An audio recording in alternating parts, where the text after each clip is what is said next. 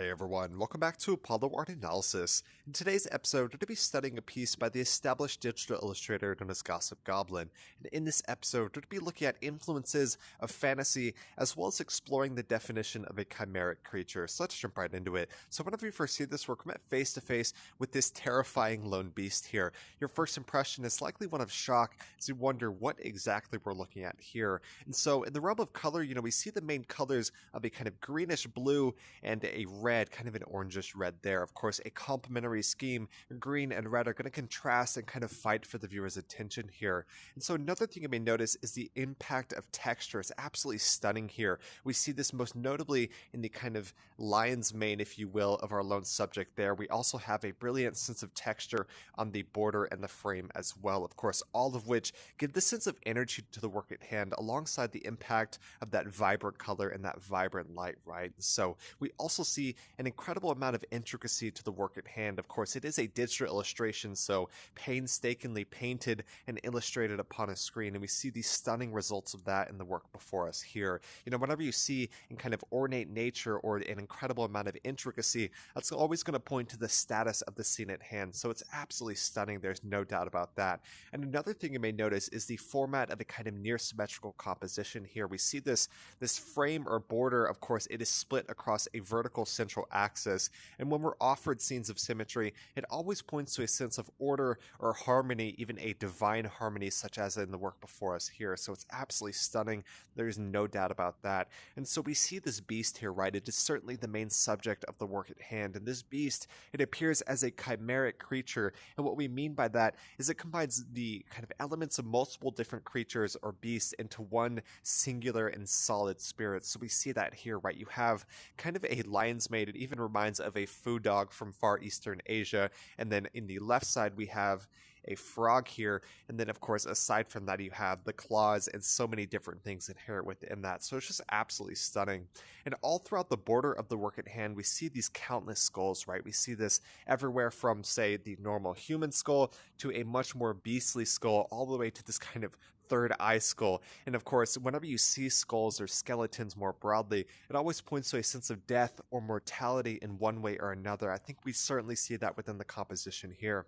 Of course, if skulls are a symbol of death and mortality, then we also have eggs within this composition. And eggs, of course, yesterday was actually Easter, and I was exploring the symbolism of the egg and why we use eggs. And of course, that is the symbol of rebirth. It is a symbol of that cycle. So within the composition, we see this cycle of death and rebirth quite clearly and quite distinctly. You have the skulls, but you also have the egg as well, the kind of endless dance of the cosmos, if you will. And so, within this work, of course, we see this lone subject, a terrifying beast. There is no doubt about that. But alongside, our subject's neck, as we have these banners with various skulls here. They almost look like trophies, if you will, or he's kind of wearing the souls of the people and beasts which he has encountered. Although it's hard to say for sure, that's kind of just my interpretation of the work at hand. And we see this work, of course, there is a divine or spiritual quality to that. And what I mean by that, of course, not only this sense of intricacy, this sense of vibrance, this sense of the mythological beast, but you have the third eye, right? There's that kind of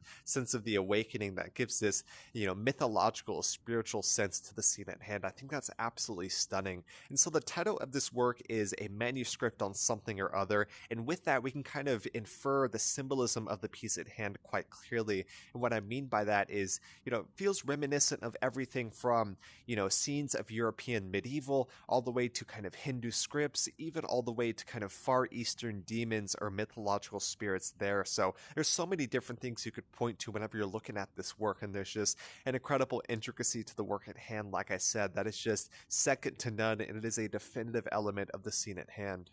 And with this in mind, I wanted to ask y'all, what do you think we're looking at here, or how do you feel when you view this piece? Are there any symbols that kind of catch your eye, or any symbols, or say, kind of the spirit of a chimeric creature that y'all want to point to? If y'all have any ideas, drop them in the comments below. I'd really like to know what y'all think of this work. It is just absolutely stunning. There is no doubt about that. Gossip Goblin always works with these goblins in one way or another. We can kind of see that kind of ghoulish nature of our subject, if you will. Feels like a dark, but also a very vibrant piece. And of course, we have that juxtaposition of the skull versus the egg, that endless dance of death and rebirth that's native to the cosmos. It's just absolutely stunning. There's no doubt about that.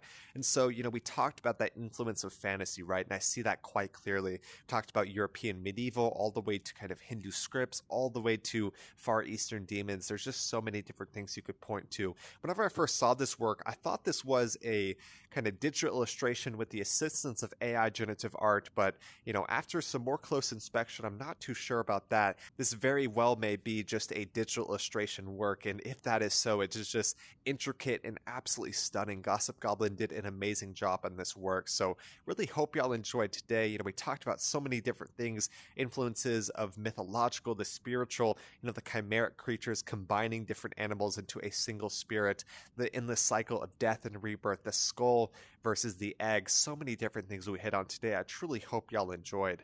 If y'all enjoyed today's episode, make sure to check out the original artist Gossip Goblin, doing some amazing stuff in the world of digital illustration. There's no doubt that hand is just intricate, ornate, and so detailed. A lot of work went into creating the work at hands here. So it was an absolute blast to study, and I really hope y'all enjoyed today.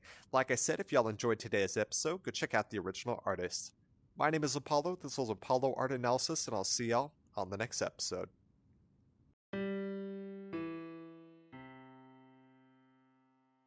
We hope you enjoyed today's episode. If you'd like to support our work directly, please check out our Apollo community tokens. Apollo Art Exchange is an ecosystem of art appreciation which elevates artists each and every day. Thanks for listening.